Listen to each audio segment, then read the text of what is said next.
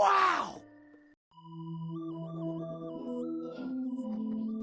Hi everyone, Luna Mist here. Today I want to chat about one of the things I really enjoy in the Legend of Zelda Tears of the Kingdom game, and that is the cooking. Just like in Breath of the Wild, I love that we have the ability to gather ingredients and create all of these different meals and elixirs with them in the game. It's so cool because the different ingredients have special qualities and restorative properties that help you throughout the game, and every item you get has something different about it, and it's awesome. You can have 5 different kinds of mushrooms and they all do something different. Like, one will keep you warm, one will keep you cool, one will just give you hearts, one will make you stronger. It's pretty awesome. If only food did that in real life. Now, with the cooking, you don't have to cook. You can eat everything raw, but you only get so much of a benefit from it raw. You get way more out of the food item if you cook it. And the list of recipes in this game is so long. You can find a list of recipes on loads of different sites. Like, for example, on NintendoLife.com, you can find over 200 recipes for foods and elixirs. And that's not even a complete list.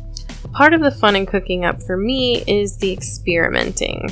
I learned that if I mix ingredients with different qualities, like a rush room and a chill shroom, I'm going to get something simple like a mushroom skewer that will restore my health but won't have any effect on it, because you cannot get 2 effects on one cook. So don't waste your time or your resources on trying if you don't want to. Yeah. But like if you want something to help you move a little faster, I'd take a meat and a rush room, cook that up, and it gets me a dish that not only gives me hearts for restoring my health, but also helps me pick up my pace and move a little faster.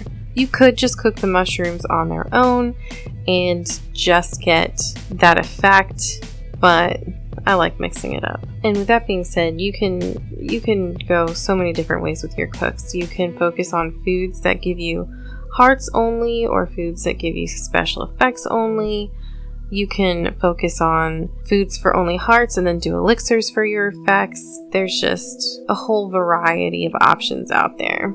Now, if you're wanting to maximize your cooking efforts, do your cooks during a blood moon. The moon will start to rise around 9 p.m. in the game, and if you cook up between 11:30 and 11:55 p.m., all of your cooks will be critical. This means the most hearts and time for your efforts. During the day, for example, if you cook a raw meat, you'll get a meat skewer with 2 hearts. During the blood moon, if you cook a raw meat, you will get 5 hearts. It's pretty freaking awesome. Now, another thing I learned while experimenting is you don't want to mix your critters with your foods.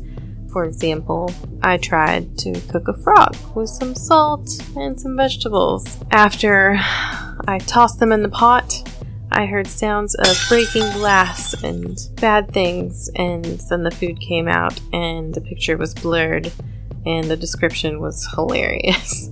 It said, "It's too gross to even look at. A bizarre smell issues forth from this heel. Eating it won't hurt you though." Probably. It's great. I love the sense of humor that this game has as well. With critters, you want to stick to elixirs. You will mix critters with monster parts to make elixirs, and these will help you get certain effects like sticking to walls, heat resistance, cold resistance, those sort of things, stamina. Doing the elixirs do get you a longer time, typically, than doing it with just your food, but to each his own. Again, I prefer just doing the foods and not the elixirs, but everybody has their own way.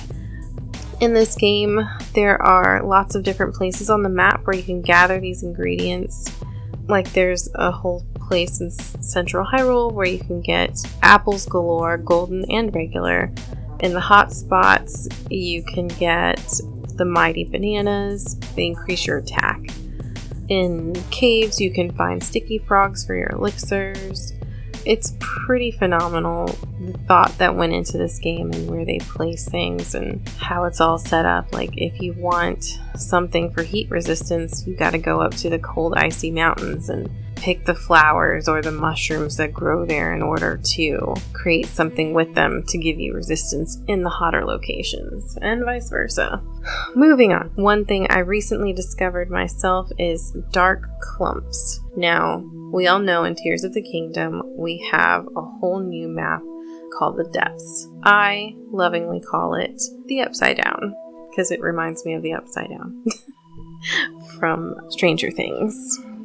Now, dark clumps, if you cook that with your food, will give you resistance to the gloom, which is the red stuff all over the place that's trying to kill you and attack your hearts. Now, to gain your hearts back, all you have to do is cook a Sundelion with something, and that pretty little flower will help you get your hearts back. It's nice. Something else I wanted to mention was the different cook spots. Normally you have to search for a cook spot, like some enemy camps will have them. Every stable has a cooking spot. Sometimes you'll get lucky and on a path you'll find a random pot just chilling there, which you can put some flint on and strike it and you're ready to cook.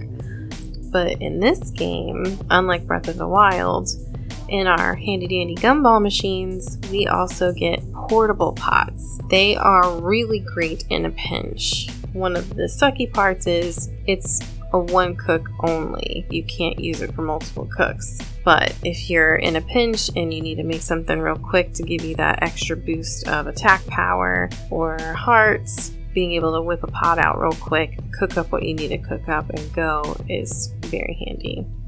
I liked the thought behind that a lot. Anyways, that's really all I have for today. Thank you guys so much for listening to me ramble on about cooking nonsense. I hope you got a little something out of it. Feel free to share your favorite recipes below in the comments. Let me know your favorite parts. Do you prefer cooking or do you prefer making elixirs? What do you find most helpful in your gameplay? I hope you all have a wonderful day, and I'll talk to you next time. Bye!